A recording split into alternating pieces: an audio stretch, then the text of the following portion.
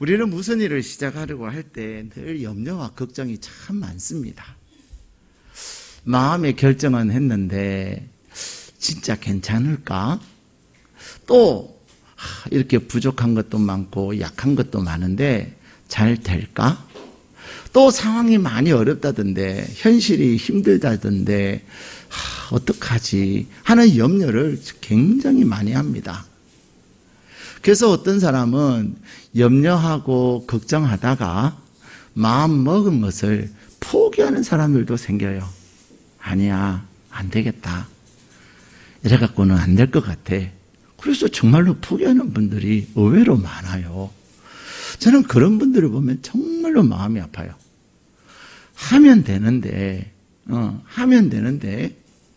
염려하고 걱정하고 그래서 그냥 포기해버리는 거죠. 하나님께서 저희 교회를 12년 전에 이곳에 세우셨습니다. 저희 교회를 이제 개척을 준비하면서 이제 개척하면 뭐부터 해야 될까요? 교회 이름을 지어야 되잖아요. 그래서 이 지역이 제일 처음에는 아시는 분들은 아시겠지만 교화 신도시로 시작을 했습니다. 교화 신도시로 시작을 해서 교화 신도시로 해가지고 이제 뭐 지구도 나누고 막 그랬어요. 그래서 저희들이 일산 충신교회에서 개척을 하니 저희는 일산은 떼고 이제 여기는 교화니까 교화 충신교회 하는 것이 좋겠다 이렇게 생각을 했어요. 그랬더니 같이 개척하셨던 성도님 중에 한 분이 목사님 교화 신도시이기도 하지만 여기는 운정입니다. 그래서 운정역 바로 옆에 있고 여기가 운정이니까 운정 중심교회를 하는 것이 좋을 듯합니다. 그러셨어요. 그래서 뭐 교화 중심교회, 운정 중심교회 그렇게 고민을 하는 중에 저희 부모님이 갑자기 연락이 오셔갖고 교회 이름 정했냐 그러시더라고요. 그래서 아직 교화 중심교회, 운정 중심교회 이렇게 등등을 생각하고 있다고 어떻게 해야 될지 기도하고 있는 중이라고 그랬더니 일회 중심교회로 하는 것이 좋을 것 같다 그러시는 거예요. 그래서 왜요? 그랬더니 그 교회에 하나님께서 날마다 준비를 해 주셔야 되지 않겠느냐. 하나님이 준비하시는 하나님이 예비해 놓으신 교회 말씀을 들으니까 참 좋았어요. 또 성도님들의 삶 가운데서도 늘 하나님이 준비하시는 성도님들. 교회는 성도님들의 삶의 가장 중심이에요. 하나님께서 성도님들 한 사람 한 사람에게 교회를 통해서 복을 주시거든요. 교회를 통해서 가정을 이끌어 가세요. 그래서 교회 중심으로 살면 하나님께서 그 모든 것을 책임을 져주세요. 그래서 교회에도 하나님의 준비하심이 날마다 있고 그 가운데 함께하는 성도님들의 가정에도 늘 우리는 미래를 알지 못하지만 중요한 한 가지는 뭐예요? 하나님께서 준비하신다는 겁니다. 하나님께서 예비해 놓으신다는 겁니다. 그래서 저희들이 다시 한번 모여가지고 이렇게 일회 충신교회를 하면 어떻겠냐고 이름을 이렇게 말씀하시는데 어떻습니까? 그랬더니 다 좋다 그러셨어요. 그래서 이제 일회 충신교회가 세워진 것입니다. 근데 12년을 지내오면서 참 이런저런 많은 일들이 있었어요. 근데 정말로 잊혀지지 않는 것 중에 하나가 뭐냐면 개척한 지 한 2, 3년쯤 됐을 때 교회가 조금 어려움에 부딪혔어요. 같이 개척하셨던 이렇게 한 두세 가정이 교회를 뭐 이런저런 이유로 떠나게 됐거든요. 근데 이상하게요. 제가 일산에 갔더니 제가 아는 권사님이 목사님 교회가 망했다면서요. 그러는 거예요. 정말 어이가 없었어요. 교회가 문 닫았다면서요. 아마 떠나신 그분들이 그렇게 소문을 자기들이 없으면 교회가 망할 거라고 생각을 하셨던 것 같아요. 근데 교회는 더 하나님께서 은혜를 부어주시고 하나님께서 예비하시고 그래서 지난 12년을 돌아보면 우리 주변에 이제 큰 교회가 있으니까 별로 표가 안 나는데 그래도 개척할 때를 비교하면 교회가 배 이상을 성장을 했어요. 성도님들의 수도 배 이상 성장하지만 또 하나님께서 재정에도 큰 은혜를 부어주셔서 매년 하나님께서 더 넘치는 은혜를 주셔요. 더 중요한 것은 성도님들의 가정이 하나님의 풍성한 은혜를 누리며 사는 거예요. 12년 전에 함께 하셨던 분들 뿐만 아니라 10년 전에, 5년 전에, 2년 전에 하셨던 가정들을 보면 정말로 그때는 너무너무 어렵고 힘들었어요. 차마 말하기 어려울 조차. 그러나 지금 12년이 된 지금 현재 그 한 분 한 분, 그 성도님들의 가정들을 보면 얼마나 하나님이 넘치는 은혜를 베푸시는지 몰라요. 기적과 같은 일들을 하나님이 행하시는 거죠. 그것은 하나님께서 교회를 통해서 준비하시는 은혜가 성도님들의 가정에도 흘러가는 겁니다. 사람들은 교회를 잘 몰라요. 저 교회 가면 되지 뭐, 이 교회 가면 되지 뭐. 그러나 하나님께서 교회를 통해서 주시는 은혜가 있거든요. 심지어는 하나님께서 너는 꼭 일회 충신교회에서 잘 섬기며 살아라. 그럴 땐 내가 너에게 복을 줄 것이다. 마치 교회와 성도는 결혼과 같은 거예요. 결혼과 같은 거예요. 그래서 하나님께서 우리가 신부되고 신랑 되신 주님의 몸된 교회에 있을 때 하나님께서 많은 은혜를 부어주시는 것을 보게 되는 겁니다. 저는 이 교회 담임 목사로서 제가 처음에 개척할 때도 제일 제 마음에 부담이었던 것이 뭐냐면 과연 내가 하나님께서 보내시는 성도님들을 정말로 사랑할 수 있을까? 그리고 그 한 가정 한 가정을 내가 책임질 수 있을까? 그것이 제게 제일 부담이었어요. 그래서 개척을 준비하면서 기도하는 가운데 하나님께서 성도님들에 대한 사랑을 마음을 주시고 성도님들을 위해서 축복하고 또 하나님께서 주신 권세를 통해서 축복한 그대로 하나님이 은혜를 베푸심을 저는 지금까지 보면서 살아왔어요.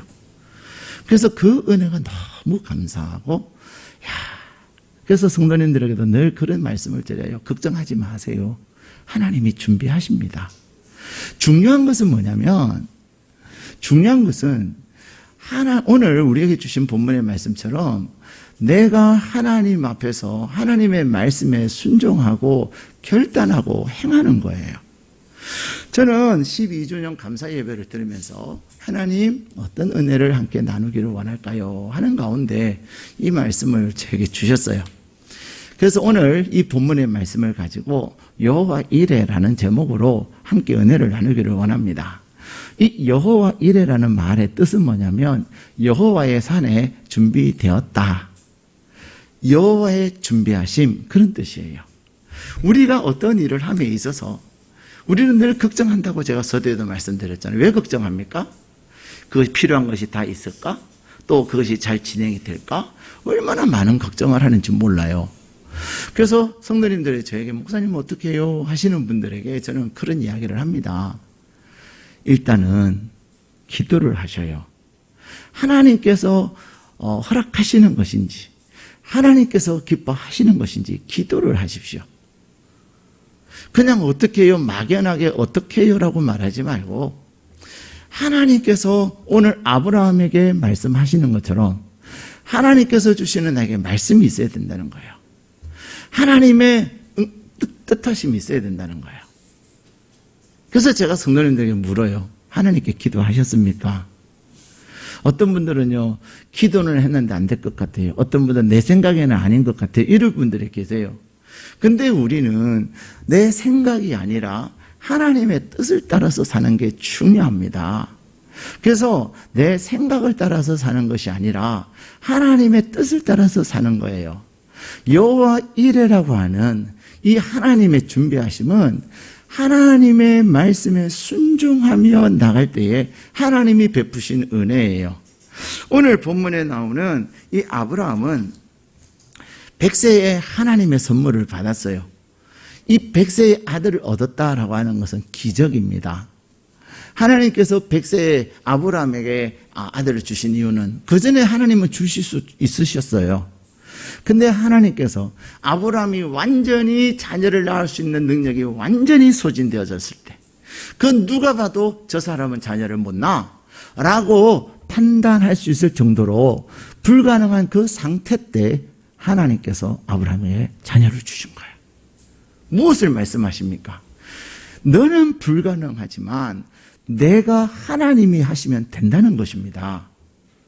그리고 하나님께서 계속해서 약속하셨음에도 불구하고 아브라함은 의심하고 아브라함은 결국은 하가를 통하여 이스마엘을 낳게 돼요. 그러나 하나님은 결국 약속하신 그 아들을 선물로 주셨어요. 그런데 오늘 본문 1절에는 그 일 이후에 라고 말씀하고 있지 않습니까? 이 그 일 이후라고 하는 것은 아브라함이 하나님의 부르심을 받아서 지금까지 왔던 그 모든 일들 후에 오늘 이 창세기 22장은 아브라함의 인생에 있어서 가장 하이라이트예요.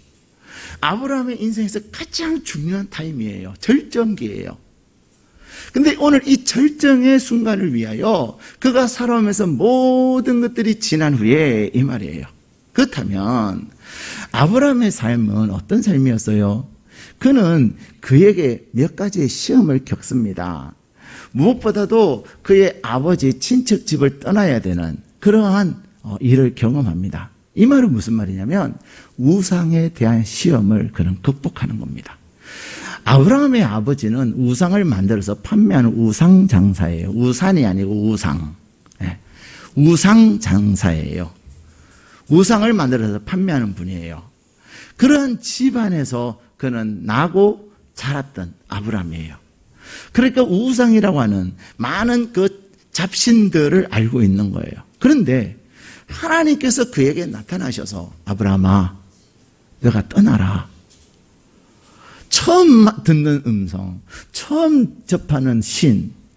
그런데 이 아브라함은 그 하나님께서 너의 그 고향과 아비와 친척집을 떠나라 하시는 그 말씀에 순종합니다. 우리가 지금은 뭐 어디 여행하는 것이 어렵지 않고 사람들이 혼자서도 뭐 세계 어디를 다 여행을 해요. 그런데 이 당시는 여행 수준이 아니라 이제는 삶의 터전을 옮기는 일이라, 더군다나 이 당시 시족사회에서는 집안을 떠나면 죽는 것과 똑같은 일인데도 아브라함은 우상의 그 시험을 극복을 합니다. 근데 더 나아가서 그에게 또 어떤 시험이 다가옵니까? 그에게 물질의 시험이 또 다가와요. 물질의 어떤 시험이 다가옵니까? 창세기 13장에 보면은 아브라함이 이제 혼자서 떠나기는 너무나도 거시기하고 마침 또 삼촌이 돌아가셔가지고 동생이 돌아가셔가지고 이제 조카가 혼자 돼요. 혼자 된 그 조카를 데리고 갑니다. 아브라함과 아내 사라 그리고 조카 롯, 이 세 사람이 떠나는 거예요. 훨씬 안정적이잖아요. 그죠? 아브라함하고 아내 두 사람이 떠나는 것보다는. 그래서 아브라함은 그렇게 조카를 데리고 가는데, 그래서 그들의 직업은 목축업이라 점점 하나님께서 흥하게 하신 거예요. 아브라함의 양도 많아지고 롯의 양도 많아지고, 이렇게 많아지다 보니까 어떤 일이 일어나요? 싸움이 일어나는 거예요. 싸움이 일어나서 매일 듣는 보고는 주인님, 롯의 이 종들이 우리 양들을 때렸습니다. 우리 양들이 밥 먹고 있는데 자기네 양들을 데려가가지고 우리 양들을 다 밀쳐버리고 그랬습니다. 그랬더니 아브라함의 종들도 또 싸웠을 거 아니에요. 여기는 우리의 그건데. 근데 아브라함은 이 종들의 싸움. 근데 종들이 싸우는 것은 누구의 싸움이에요? 결국은 조카와 자기와의 갈등이 되는 거죠. 그래서 롯에게 이제는 너가 나에게서 독립할 때가 된 것 같다. 너가 선택을 하면 내가 나머지는 선택하마. 사실 우리가 좋은 것과 나쁜 것이 있을 때 선택권을 다른 사람에게 주는 게 쉽습니까? 어렵습니까? 어렵습니다. 정말로 어려워요. 그런데 아브라함은 친히 그렇게 해요. 근데 롯은 땅을 차지하는데 성경에 보면은 에덴 동산과 같이 풍성하고 아름답고 그런 땅을 차지하겠다 그래요. 아브라함으로서는 참 마음이 낙심이 되죠. 아니, 내가 저렇게 키우지 않았는데 어찌 은혜도 모르고 지 살 길만 찾아가냐, 이런 마음이 들지 않았겠습니까? 근데 아브라함은 물질에 대한 마음도 다 내려놓았어요. 물질의 시험을 극복하는 겁니다. 사랑하는 여러분, 우리는 살아가면서 물질이 굉장히 중요합니다. 그래서 어떤 사람들은 물질은, 돈은 피와 같다. 사람이 피가 없으면 죽어요, 살아요? 우리 몸에서 일정량의 피가 쏟아져 나가면 죽습니다. 예, 출혈 과다로. 마찬가지로 우리의 삶에 물질이 없으면 정말로 어려워요. 요즘 하루가 멀다 하고 이렇게 극단적인 행동하신 분들의 소식을 들어보면 거의 돈 때문에 그래요. 예, 거의 돈 때문에. 그만큼 물질이 중요한데 아브라함은 이 물질의 주인이 하나님이심을 그는 믿었어요. 근데 사람들은 물질을 모으기 위해서 부단히 애를 씁니다. 심지어는 사람들의 상처를 주고, 심지어는 사람들 거 뺏어가면서 물질을 모읍니다. 근데 그렇게 힘들게 모았는데 내가 이제 누리려고 할 그때 죽는 경우들이 참 많고요.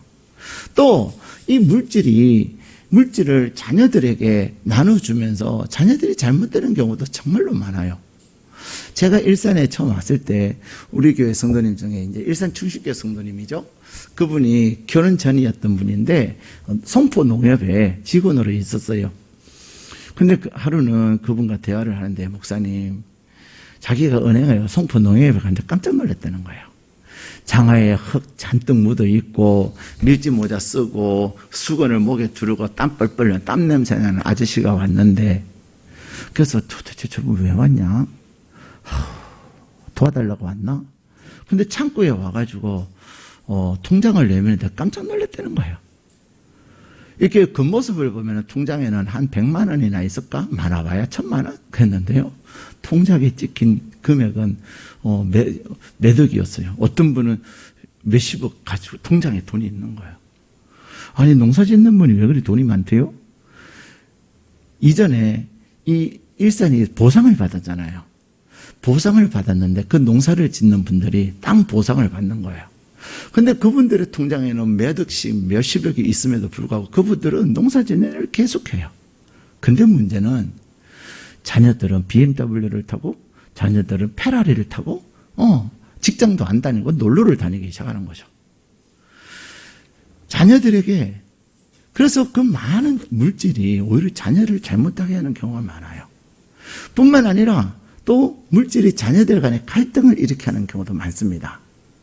그래서 자녀들이 그것 때문에 싸우고 그것 때문에 관계가 나빠지는 거죠. 저는 목회를 하면서 우리 한국 사회도 그래도 요즘은 이제 기부 문화가 조금씩 발전하고 있어요. 근데 미국을 지탱하는 중요한 힘 중에 하나가 뭐냐면요, 물론 가장 중요한 근간은 기독교 정신이에요. 청교도 정신이지만 그 청교도 정신에서 나와서 이 미국은요, 기부 문화가 엄청나게 발달이 되어 있어요. 그래서 그분들은 정말로 힘들게 검소하게 돈을 모아서 기부를 합니다. 교회에 기부하고 또 학교에 기부하고, 그래서 대학이 세워지고, 무명의 대학이었지만 그에게 기부를 통해서 명문 대학이 되는 거예요. 오늘날 대학도요, 좋은 대학, 나쁜 대학, 좀 거시기한 대학, 차이는요, 그 대학에 얼마나 재정이 많으냐. 장학금을 엄청나게 많이 주면 좋은 학생이 올까요, 안 올까요? 옵니다. 많은 연봉을 드리면 훌륭한 교수님들 오실까요, 안 오실까요? 옵니다. 보통 대학의 교수님들 연봉이 1억이라면 10억을 드리면 옵니다. 또 세계적인 석학은 50억을 주면 옵니다. 훌륭한 교수님들이 모여지면 학생들은 모이게 돼 있어요. 또 장학금을 풍성하게 주면 모이게 돼 있습니다. 예. 죄송해요. 옛날에는 서울시립대학이 별로 안 알아줬어요. 근데 서울시립대학은요, 지금 명문대학이 됐습니다. 그 이유가 뭔지 아세요? 서울시립대학은 들어가면 한 학기 등록금이 몇십만 원을 끝내요. 등록금을 다 시가 해주는 거예요. 요즘 등록금이 수백만 원 하거든요. 그러니까 그러면서 이제 좋은 교수님들이 모이고 또 좋은 학생들이 모이니까 명문대학이 되는 거예요. 그래서 기부문화가 학교를 세우고 기부문화가 좋은 또 사회단체들이 되는 거예요. 그리고 교회를 통해서 많은 선한 일들을 하는 거예요. 저도 참 제 마음이, 저는 늘 그런 기도를 합니다. 하나님, 우리 교회 성도님들, 하나님께서 하나님 나라에 가는 그때 하나님께 온전히 기부, 하나님, 이제 사회는 기부지만 교회는 하나님 앞에 헌금을 드리는 거죠. 그러나 단순한 헌금이 아니라 특별한 목적을 가진 헌금. 그래서 교회를 통해서 장학 사업을 하고, 그래서 지역사회나 어떤 대학이나 그 대학도 일회충신교회를 통해서 예를 들어서 인하대학에 그에게 장학금을 내면 교회의 선한 영향력과 함께 또 하나님 앞에 드린 그분의 이름으로 거기에 하게 되는 거죠. 그러면 내가 직접 대학에다가 기부하는 것하고 교회를 통해서 기부하는 것하고 어떤 차이가 있을까요? 하나님께서 영광 받으시고 교회의 빛과 소금의 역할을 많은 사람들이 기뻐하는 겁니다. 그래서 교회를 통해서 하나님 앞에 드려진 그것들이 선한 영향력을 끼치는 것이 중요한 거예요. 그런데 아브라함은 물질에 대한 그 시험에서도 승리합니다. 그런데 오늘 그가 마지막 시험에 봉착합니다. 그게 무엇입니까? 물질보다도 더 소중한 그의 아들, 그 아들을 하나님께서 번제로 드리라는 거예요. 번제는 어떤 겁니까? 우리가 레위기 공부하면서도 배웠지만 번제는 사람을 이렇게 토막을 내요. 토막을 다리, 무릎까지, 그 다음에 무릎에서 허벅지까지, 가랭이까지 이렇게 팔, 다리, 몸통, 머리 이런 식으로 잘라가지고 몸통도 한 중간에 한 번 더 자르고, 좀 너무 잔인, 18금이죠. 너무 잔인해요. 근데 재물은 그렇게 하는 거예요. 자, 부모가 자녀를 죽이는 것도 정말로 부모로서는 못할 짓인데 죽이고 토막을 내서 불태운다는 그것은요, 상상할 수 없는 일이에요. 심지어 레위기에 보면 이방 종교들은 자기 자녀를 이렇게 제물로 드리는 그런 이방 종교들이 있었어요. 그래서 레위기에 하나님은 자녀를 우사에게 바치는 자는 죽여라 라고 말씀하셨거든요. 그런 일을 하나님이 아브라함에게 말씀하시는 거예요. 얼마나 기가 막히겠어요. 그런데 아브라함이 여호와 이레의 은혜를 경험함에 있어서는 그는 하나님의 말씀에 즉각적인 순종이 있었습니다. 하나님께서 아브라함에게 그 말씀을 하신 거예요. 그런데 아브라함은 하나님의 말씀에 있어서 그는 즉각 순종할 수 있었던 이유가 뭐냐? 아들의 소유권, 아들에 대한 소유권이 자기에게 있는 것이 아니라 누구에게 있는 거예요? 하나님께 있는 거예요. 주신 분이 누구시죠? 하나님이세요.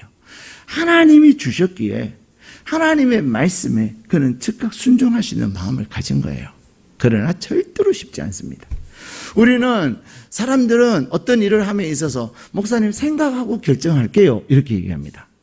생각하고 결정하면 그 결정은 절대로 하나님이 기뻐하시는 방향으로 결정되지 않아요. 왜요? 생각하면 생각할수록 자꾸만 안 되는 것들이, 할 수 없는 것들이 생각이 나거든요. 그래서 결국은 목사님 내가 이래서 못할 것 같아요. 저래서 못할 것 같아요. 우리는 저에게만이 아니라 여러분이 살아가면서 그런 결정을 하게 됩니다. 순종은요, 생각해서 하는 것이 아니라 순종하면 순종하고 생각하는 거예요. 결단하고 생각하는 거예요. 내가 하나님의 말씀에 순종하기로 결단하면 그때부터는 그것을 할 수 있는 방향으로 생각을 하는 거예요. 그래서 무엇이 먼저냐, 무엇이 나중이냐, 선후가 무엇이냐에 따라서 그 결과는 어마어마하게 달라지는 거예요.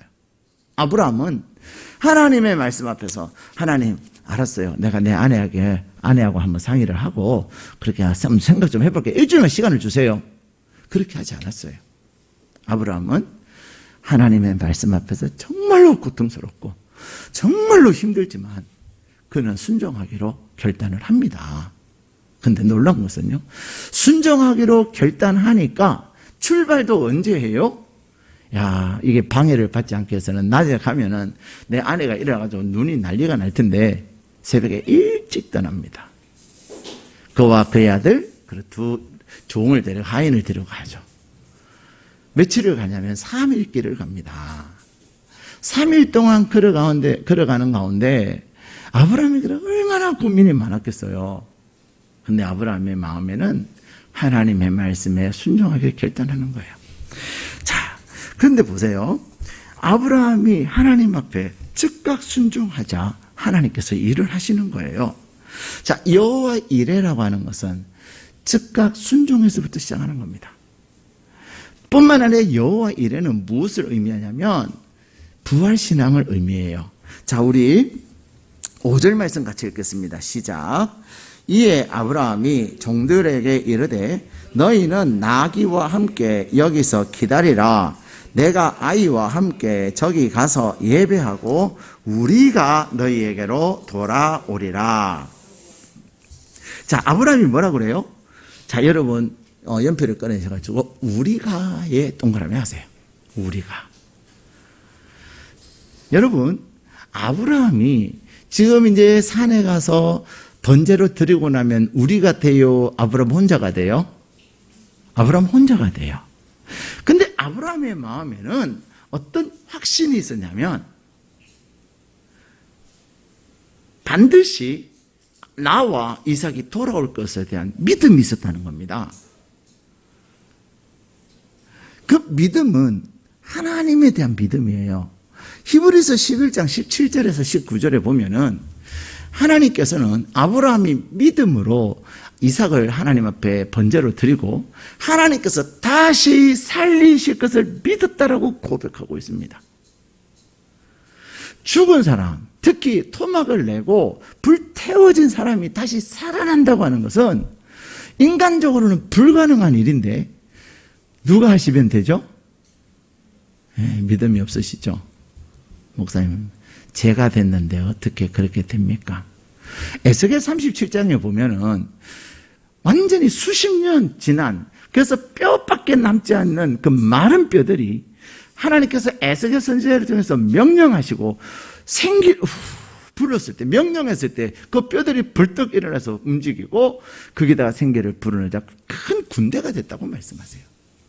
사랑하는 여러분, 여호와 이레라고 하는 것은 단순히 하나님이 준비하신다는 것이 아니라 그 하나님의 준비하시면은 부활의 역사가 있는 것입니다. 죽었으나 뭐예요? 사는 거예요. 사람들이 망했다고 생각하지만 여호와 이레의 역사가 있을 때 망한 것이 흥하게 되는 것입니다. 중요한 것은 내가 하나님 앞에서 이 믿음을 갖는 것이 중요해요.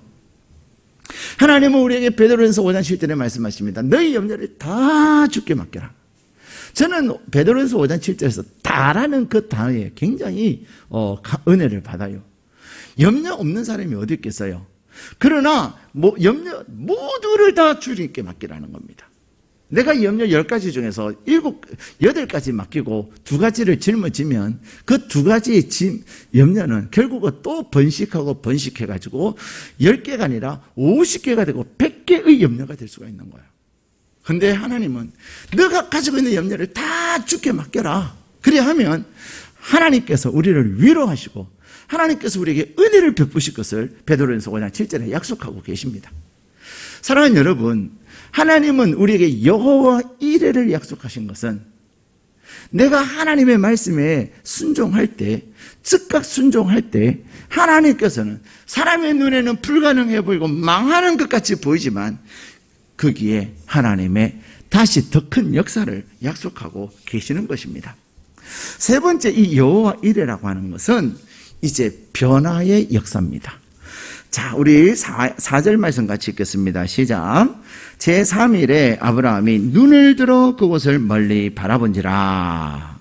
눈을 들어 거기에 이렇게 네모를 하시든지 세모를 하셔요. 눈을 들어. 자, 3일, 그 다음에 13절 또 읽겠습니다. 시작. 아브라함이 눈을 들어 살펴본 즉, 한 순양이 뒤에 있는데 뿔이 수풀에 걸려 있는지라 아브라함이 가서 그 순양을 가져다가 아들을 대신하여 번제로 드렸더라. 아멘. 자, 여기에 보면 아브라함은 이 하나님의 말씀에 순종하면서 가는 가운데 그는 눈을 들어 바라본 거예요. 4절에 그가 본 것은 무엇일까요? 그의 눈에 드디어 하나님이 말씀하시는 그 모리아 산이 보인 겁니다. 그 모리아 산은 무명의 산이에요. 그 모리아 산은 슬픔과 비극과 절망의 산이지 않겠습니까? 내 손으로 내 아들 죽여서 하나님께 드렸는데, 아마 우리 같으면 그런 얘기가, 나는 그거 쳐다보지도 않아요. 그런 사람들 있잖아요. 그죠?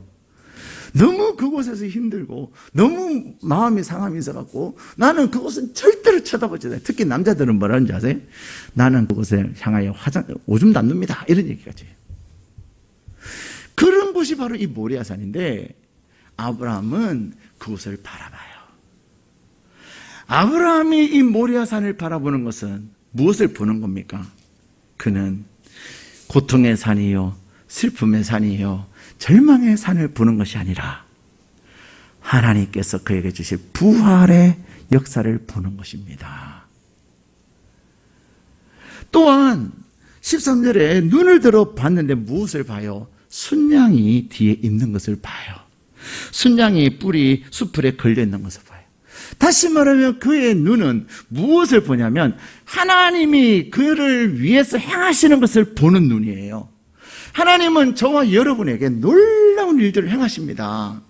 지난 12년을 돌아보면 하나님께서 얼마나 때를 따라서 너무나도 놀라운 은혜들을 베풀어 주셨어요. 그래서 오늘 이 교회가 여기에 세워져 있는 거예요.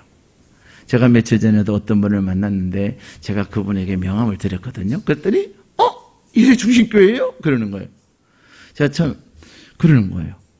그러면서 아세요? 그랬더니 우리 아이가 그 문화센터 다녔어요 하면서 자기 남편한테도 여보 지난번에 있잖아 그 문화센터 아마 그러니까 제가 기억이 나요. 아이 데리러 왔던 아저씨. 사랑하는 여러분, 우리는 하나님께서 그 많은 일들을 이루면서 지내왔어요. 근데 교회를 통해서 주신 여호와 일에 하나님의 준비하심, 이 아브라함은 그것을 볼 수 있는 눈이 있었던 거예요. 똑같은 상황이라도요, 어떤 사람은 볼 수 있고 어떤 사람은 못 봐요. 그게 뭔데? 그러고 끝나요. 근데 어떤 사람은 이거야 답이야 라고 하면서 눈이 더 커지고 마음에 소망이 있고 마음에 기대가 있게 되는 거예요. 이 모리아 산은요, 비극의 산이고 이름 없는 산이고 척박한 산이지만 이 산이 아브라함을 통해서 어떤 산이 됩니까? 거룩한 성전의 산이 됩니다. 다윗을 거쳐서 솔로몬 때 예루살렘 성전이 이곳에 세워져요. 별로 놀라지를 않으시는군요. 예루살렘 성전이 세워졌다고 하는 것은 이스라엘의 영적 중심지가 됐다는 거예요. 성전이 세워졌다고 하는 것은 그곳에 하나님이 늘 함께 하신다는 겁니다. 하나님은 우리에게 여호와 이레를 약속하신 것은 우리에게 부활의 은혜를 약속하시고 저와 여러분에게 우리가 가는 곳에 늘 하나님의 임재하심이 있어서 이름 없는 곳, 척박한 곳, 불모지 그런 곳을 하나님의 임재로 변화시켜서 거룩한 곳, 사람이 살아나는 곳, 그러한 곳으로 여러분을 쓰실 것을 말씀하고 계시는 거예요. 여러분이 변화의 통로가 되는 것입니다. 사람들은 편한 거 좋아하고 쉬운 거 좋아하고 그래서 늘 하면 좀 편한 게 어딘데 쉬운 게 뭔데 이런 거예요. 심지어는 신앙생활도요 그냥 편안하게 신앙생활 하려고 하는 경향이 있어요. 근데 살아계신 하나님을 경험한다고 하는 것은 여호와 이레를 경험한다고 하는 것은 내가 아브라함이 그랬던 것처럼 그가 모든 것의 주인이 하나님이심을 고백하면서 말씀에 순종하는 거예요.